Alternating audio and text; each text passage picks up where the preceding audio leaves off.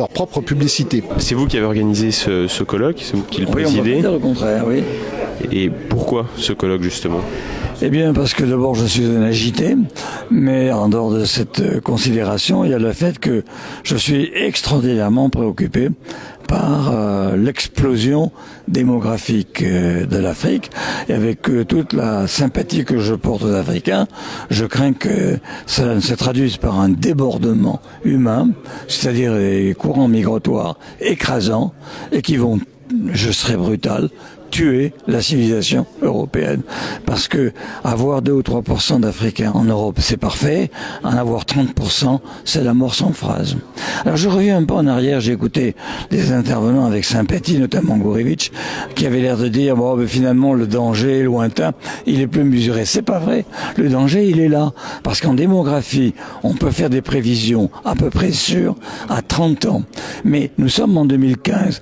30 plus 2015, c'est 2045.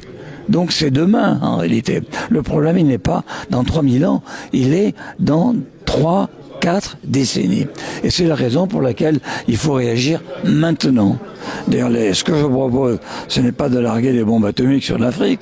Ce que je propose, c'est un plan Marshall massif pour le développement de l'Afrique, un plan conditionnel, mais quand même qui soit contrôlé, comme d'ailleurs le fait le Fonds monétaire international, et deuxièmement, un programme massif visant à la libération de la femme africaine.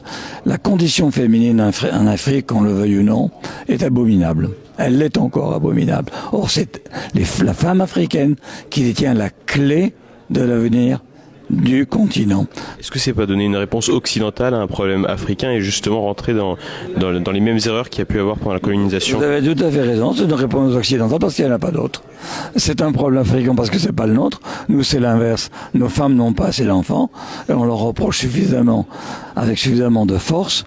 Et donc, par conséquent, puisque les Africains n'ont pas été capables d'inventer la réponse eux-mêmes, eh bien, il faut bien que quelqu'un le fasse et c'est nous.